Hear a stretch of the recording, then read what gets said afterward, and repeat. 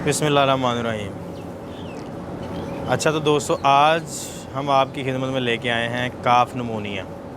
बहुत ही useful video है, and तक देखिएगा। इंशाल्लाह उम्मीद है कि आपको फ़ायदा होगा। तो आज का जो हमारा टॉपिक है वो है काफ नमूनिया। तो काफ नमूनिया है क्या चीज़? जब बच्चे को कोलोस्ट्रम पिलाई जाती है या उसको मिल्क फीड कराया जाता है तो उस टाइम एहतियात ना करने की वजह से या बच्चे को सांस ना दिलाने की वजह से उसके फेफड़ों में चला जाता है दूध या कोलोस्ट्रम, जिसकी वजह से उसे नमूनिया हो जाता है। तो इस नमूनिया को कैसे ट्रीट किया जाता है, आज की इस वीडियो में हम आपको सारा कुछ बताएंगे भी और इंशाल्लाह प्रैक्टिकली करके भी दिखाएंगे। आज हम आपको एक ऐसा केस दिखाएंगे कि बच्चे को नमूनिया आया था 2 दिन पहले। तो जब टेम्परेचर हाई होता है दोपहर के टाइम तो वो ओपन माउथ ब्रीदिंग पे आ जाता है, मतलब कि मुंह खोल के सांस लेता है। तो उसके मुंह खोल के सांस लेने की रीज़न ये है कि उसके लंग्स में अभी जो फ्लूइड चला गया है, जिसे हम एस्पायरेशन नमूनिया कहते हैं या ड्रेंचिंग नमूनिया भी कहते हैं, कि कोई चीज़ पिलाते वक्त एनिमल के फेफड़ों में चली जाए। ये बहुत आम चीज़ है। लोकल लेवल पे भी जब लोग नालके से या ड्रेंचिंग गन से या किसी भी ऐसी चीज़ से एनिमल को, बोतल से एनिमल को कोई चीज़ पिलाते हैं, काढ़ा वगैरह, तो उसके फेफड़ों में चला जाता है। और जब उसके फेफड़ों में चला जाता है तो उसके फेफड़े जो हैं वो गलना सड़ना स्टार्ट शुरू कर देते हैं। तो जब गलना सड़ना स्टार्ट कर देते हैं तो उसके बाद एनिमल जो है वो ओपन ब्रीदिंग पे आ जाता है। बच्चे के जो लंग्स होते हैं, बच्चे के लंग्स के जो एल्व्यूलाई होते हैं, ठीक है, वो टूटना शुरू हो जाते हैं, डिस्ट्रॉय होना शुरू हो जाते हैं। तो बेसिकली हमें जो सांस आता है वो एल्व्यूलाई की वजह से ही आता है, क्योंकि उसमें एक्सपायरेशन और इंस्पायरेशन का अमल होता है, ठीक है। उसमें कार्बन डाइऑक्साइड और ऑक्सीजन के इन होने का, मतलब कि एक्सचेंज होने का अमल होता है। जब एल्व्यूलाई टूटना शुरू हो जाएंगे बॉडी में तो एनिमल को जो सांस है वो बहुत मुश्किल से आएगा, ठीक है। तो आज हम आपको एक ऐसा ही केस दिखाएंगे कि जिसमें एनिमल ओपन ब्रीदिंग पे आया है बच्चा, ठीक है। क्योंकि वो बच्चा है, उसमें इतनी ज़्यादा इम्यूनिटी नहीं है। तो जब थोड़ी सी गर्मी होती है, हीट होती है, तो वो ओपन ब्रीदिंग पे आ जाता है, ओपन माउथ ब्रीदिंग पे, मुंह खोल के सांस लेता है। तो जिसकी वजह से बच्चे का सांस जो है वो फूलना स्टार्ट हो जाता है। तो जिसके फूलने की वजह से बच्चे की डेथ भी हो सकती है कार्डियक अरेस्ट की वजह से, ठीक है। Labour breathing, open mouth breathing, abdominal breathing, ये सारे साइंस हैं। उसके बाद जो नेज़ल डिस्चार्ज है, लंग्स में जो मटेरियल गया होता है वो सांस के ज़रिए थोड़ा थोड़ा करके एक्सपायरेशन के ज़रिए बाहर आता है। क्योंकि बेसिकली दो जो है वो प्रोसेस हैं। इंस्पायरेशन के ज़रिए एनिमल अंदर सांस को लेके जाता है, जिसमें जो हीमोग्लोबिन है वो मेन रोल प्ले करती है, जिसमें आयरन जो है वो ऑक्सीजन के साथ बाइंड करके ऑक्सीजन को ब्लड में लेके जाता है, ठीक है। तो उसके बाद एक्सपायरेशन है, जिसमें कार्बन डाइऑक्साइड को बाहर रिलीज़ किया जाता है। ये दोनों प्रोसेस हैं।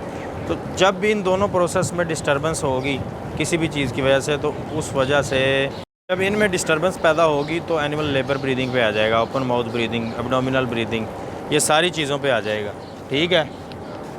तो आज हम आपको एक ऐसा ही केस दिखाने जा रहे हैं जिसमें एनिमल ओपन माउथ ब्रीद कर रहा है, मतलब मुंह खोल के सांस लेता है। आज हम आपको उसका ट्रीटमेंट भी करके दिखाएंगे। सबसे पहले आपको थ्योरेटिकल थोड़ा सा बता दें, फिर आपको प्रैक्टिकली हम परफॉर्म करके दिखाएंगे कि हमने इसको क्या क्या लगाया। तो सबसे पहले आपने एनिमल को सांस खुल के, जो ऐसी मेडिसिन देनी है कि जिससे सांस खुल के आए, तो उसमें जो है आप सलाइन एलेक्चुरी इस्तेमाल कर सकते हैं सांस के लिए, खांसी के लिए, रेस्पिरेटरी इन्फेक्शन के लिए। उसके बाद आपने अमाइनोफाइलिन यूज़ करनी है। ये मेरे हाथ में जो है ये अमाइनोफाइलिन है ह्यूमन साइड की, ठीक है। तो ह्यूमन साइड की अमाइनोफाइलिन आपने आईवी करनी है एनिमल को 7 से 8 ml, 7 से 8 ml आपने आईवी करनी है, ठीक है। उसके बाद आपने ब्रॉड स्पेक्ट्रम एंटीबायोटिक लगानी है, जो कि बेसिकली स्पेसिफ़िकली जो है वो रेस्पिरेटरी ट्रैक इन्फेक्शन के लिए हो, ताकि एनिमल को सेकेंडरी बैक्टीरियल इन्फेक्शन से बचाया जा सके। तो आपने वो यूज़ करनी है। उसके बाद आपने एंटी हिस्टामिनिक और एंटी इन्फ्लेमेटरी यूज़ करनी है, क्योंकि जब हिस्टामिन रिलीज़ होंगे तो इन्फ्लेमेशन भी होगी, इन्फ्लेमेटरी मीडिएटर आएंगे, लंग्स में इन्फ्लेमेशन भी होगी, नेज़ल ट्रैक सारा जो है उसमें स्वेलिंग भी होगी। तो इन सारी चीज़ों से बचने के लिए आपने ये मेडिकेशन इस्तेमाल करनी है। तो इंशाल्लाह आज हम आपको ये इमाइनोफाइलिन IV करके दिखाते हैं कि इमाइनोफाइलिन एनिमल को IV करनी है। उसके बाद इंट्रामस्कुलर जो इंजेक्शन लगाने वो मैंने आपको बता दिए हैं। तो इस तरीके से आप एहतियात करके इस नमूनिया से बच सकते हैं। नमूनिया से काफ़ी बच्चों की डेथ होती है, पेट बढ़ना स्टार्ट हो जाता है। अच्छा, तो दोस्तों आप सामने देख सकते हैं कि काफ जो है वो लेबर ब्रीदिंग में है, एब्डोमिनल ब्रीदिंग भी है, रेस्पिरेशन बहुत ज़्यादा तेज़ है, सर भी हिला रहा है। ये इतनी ज़्यादा रेस्पिरेशन है, ये रेस्पिरेशन से ही उसका सर जो है वो हिल रहा है। एब्डोमिनल ब्रीदिंग आप चेक कर सकते हैं, ठीक है।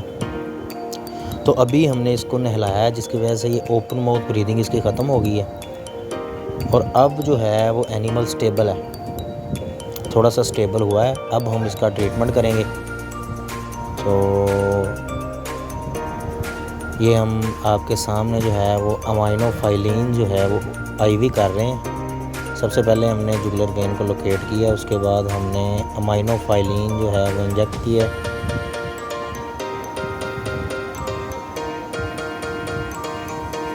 बिल्कुल ऐसे ही आपने ट्रीटमेंट करते जाना है, आहिस्ता आहिस्ता आप जुगुलर वेन को लोकेट करके कि जुगुलर वेन में ही जाए, क्योंकि इमरजेंसी केसेस में इमाइनोफाइलिन को लगाना पड़ता है। ये ब्रोंकोडायलेटर है और इसमें एनिमल खुल के सांस ले सकता है। ये ब्रोंक्यूल्स को जो है वो डायलेट करता है, जाके लंग्स में स्पेस बनाता है, जिसकी वजह से सांस खुल के आता है बच्चे को। उसके बाद हम एनिमल को दूसरा ब्रोंकोडायलेटर दे रहे हैं, एट्रोपिन और मार्बोफ्लोक्सासिन, जो रेस्पिरेटरी ट्रैक इन्फेक्शन के लिए एंटीबायोटिक हमने यूज़ की है। और उसके बाद हम सेफ्टिहाइड जो है, सेफ्टियोफर हाइड्रोक्लोराइड, एक्सिनल के नाम से भी आती है, सीफर के नाम से भी आती है, वो भी आप यूज़ कर सकते हैं नमूनिया के केस में। उसके बहुत अच्छे रिज़ल्ट हैं। तो आज हमने सीखा कि काफ नमूनिया का ट्रीटमेंट हम कैसे कर सकते हैं, इसकी मैनेजमेंट कैसे कर सकते हैं। अगर काफ को नमूनिया हो गया है तो हम उसके बाद क्या करेंगे, ये सारी चीज़ें आज की वीडियो में हमने सीखी हैं। तो उम्मीद है कि आप लोगों को फ़ायदा हुआ होगा। अब हमने जो है एनिमल का ट्रीटमेंट कंप्लीट कर लिया, आप देख सकते हैं।